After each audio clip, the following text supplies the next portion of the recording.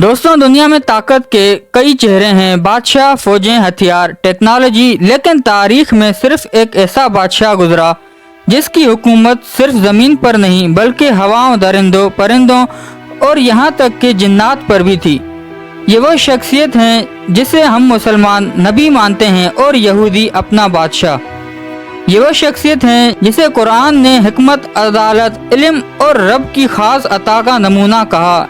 ये हैं हज़रत सुलेमान अलैहिस्सलाम। हज़रत सुलेमान अलैहिस्सलाम नबी भी थे और बादशाह भी। अल्लाह ने इनके वालिद हज़रत दाऊद अलैहिस्सलाम को भी अजीम बादशाहत दी थी, लेकिन सुलेमान अलैहिस्सलाम को जो हुकूमत मिली वो मखसूस थी।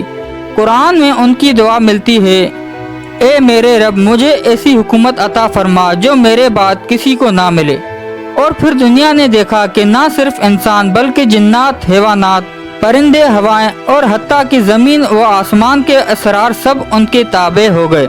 हज़रत सुलेमान अलैहिस्सलाम के लश्कर जिन्नात, इंसान और परिंदों पर मुश्तमिल थे और वो हर मखलूक की ज़ुबान समझते थे।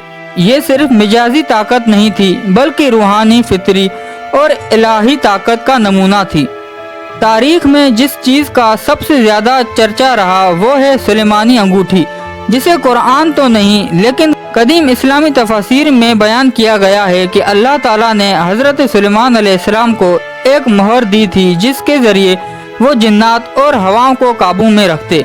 ये वो अंगूठी थी जिस पर अल्लाह का इस्म आज़म तहरीर था और इसी के ज़रिए वो जिन्नात से किले, महलात, सड़कें, समंदरी रास्ते और मस्जिद अक्सा की बुनियादें बनवाते थे। जब हज़रत सुलेमान अलैहिस्सलाम ने मलका बिल्कीस को दावत दी तो एक जिन ने कहा, मैं उसका तख्त हाजिर कर सकता हूँ, लेकिन एक इल्म वाला बंदा जिसे इल्म मनाल किताब हासिल था उसने आन वाहिद में तख्त लाकर पेश कर दिया। ये उस दौर की साइंस, इल्म और रूहानियत का मकाम था जिससे आज की टेक्नोलॉजी भी शर्मा जाए। आज जो इसराइल का नारा है वो है रीबिल्ड द थर्ड टेम्पल, यानी तीसरा हैकल सुलेमानी बनाना। ये वही जगह है जहाँ आज मस्जिद अक्सा वाक़े है। यहूदी मानते हैं कि हज़रत सुलेमान अलैहिस्सलाम का माबूद यहाँ मौजूद था और वो उसे दोबारा तामीर करना चाहते हैं, लेकिन इनका मकसद इबादत नहीं बल्कि दज्जाल के लिए तख्त तैयार करना है, क्योंकि उनके अकायद के मुताबिक दज्जाल ही वो मसीहा है जो टेम्पल से दुनिया पर हुकूमत करेगा। आज की खुफिया तंजीमें जैसे फ्रीमेसन, इल्यूमिनाती इसी सुलेमानी दौर के रूहानी इल्म को चोरी करके इस्तेमाल करती हैं। इनकी अलामतें pyramid, one eye, square and compass सब इसी दौर से जुड़ी हुई हैं।